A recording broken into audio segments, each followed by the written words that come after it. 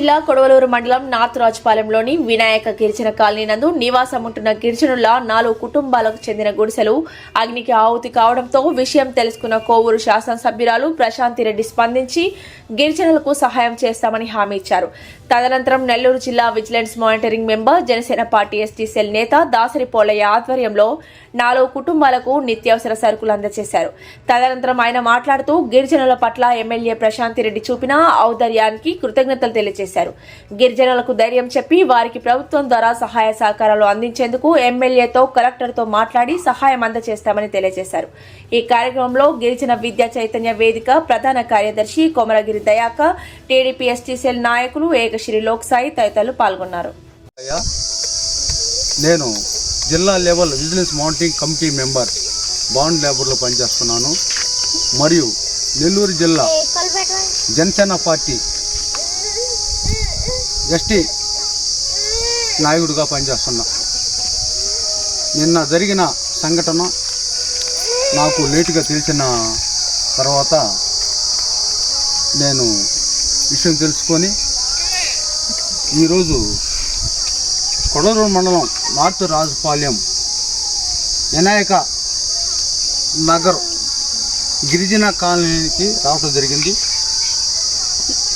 నేను వచ్చి ఇక్కడ చూసినప్పుడు 4 ఇళ్ళు కాలిపోయి ఉన్నాయి.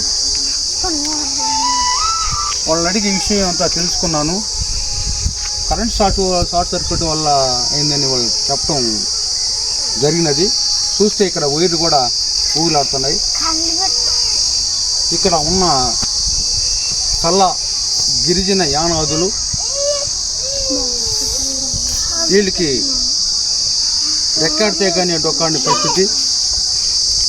వీరు చిన్న గుడిసెలు వేసుకొని ఇక్కడ నివసించటము, ఈ తాటాకులు గుడిసెల వల్ల కొన్ని ప్రమాదాలు కూడా ఎండాకాలంలో జరుగుతాయి. ఈ సమక్షంలో ఏమి జరిగిందో కానీ పాపం వాళ్ళకి కట్టుకున్న బట్టలు కూడా లేక కాలిపోవటం, ఇంట్లో సామాగ్రి కాలిపోయి చెప్పడం జరిగింది. ఈ విషయం తెలిసిన వెంటనే మన ఎమ్మెల్యే గారైన శ్రీ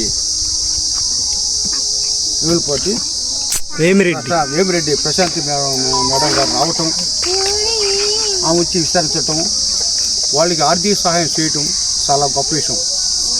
ఇది సాయంత్రం 5 గంటల ప్రాంతంలో జరిగిన విషయంలో ఆమెకి ఏదో ఊరే చెప్పినట్టు ఉన్నారు కాబట్టి ఆమె విషయం ఇమీడియట్గా శ్రద్ధ చూసుకొని మా గిరిజనుల పట్ల ఇంత దూరం వచ్చి మారుమూలలో ఉన్న గిరిజన గుడిసెలను విచారించి వాళ్ళకి ఆర్థిక సహాయం జరగడం జరిగింది.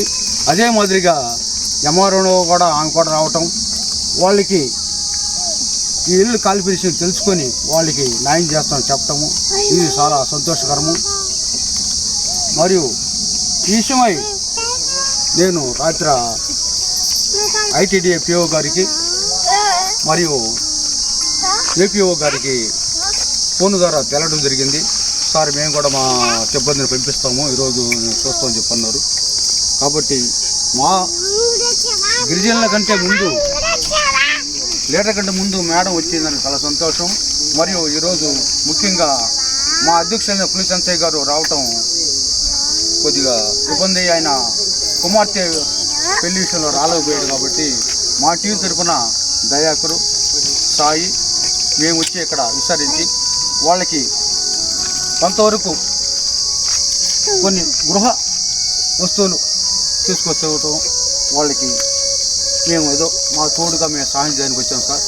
దీనికి మేము మా గిరిజనుల పట్ల మేము వాళ్ళకి రుణపడి ఉంటామని, మరియు మాకన్నా ముందు వచ్చి మా మేడం గారు వాళ్ళ పరిస్థితుల గురించి వాళ్ళకి కొన్ని కార్యక్రమాలు వాళ్ళకి ఏమిచ్చారు మా మేడం గారు అని ఇచ్చారు కదా. దానికి ఆమెకి మా గిరిజన తరపున నా తరపున ధన్యవాదాలు తెలుపుతూ మా యొక్క కృతజ్ఞతలు ఆమె తెలియజేస్తున్నాం సార్. నమస్కారం, నా పేరు ఏకశ్రీ లోక్సాయి. నేను రాష్ట్ర గిరిజన విద్యా చైతన్య వేదిక యోజన విభాగ అధ్యక్షుడిగా పనిచేస్తున్నాను. అదేవిధంగా నెల్లూరు జిల్లా టీడీపీ ఎస్టీ సెల్ విభాగంలో ఉన్నాను. రాత్రి నార్త్ రాజపాలెం కొడవలూరు మండలంలో గిరిజన కాలనీలో దాదాపు రాత్రి సమయంలో 4 గుడిసెలు దగ్నం అవడం జరిగింది. ఆ విషయం వెంటనే తెలుసుకున్న మా గౌరవ శాసనసభ్యులు వేమిరెడ్డి ప్రశాంత్ రెడ్డి గారు వెంటనే స్పందించి గిరిజన బిడ్డలైతే నాకు ఇంకా చాలా ప్రేమ ఎక్కువ అని చెప్పి ఆమె అసెంబ్లీలో మాట్లాడడం జరిగింది.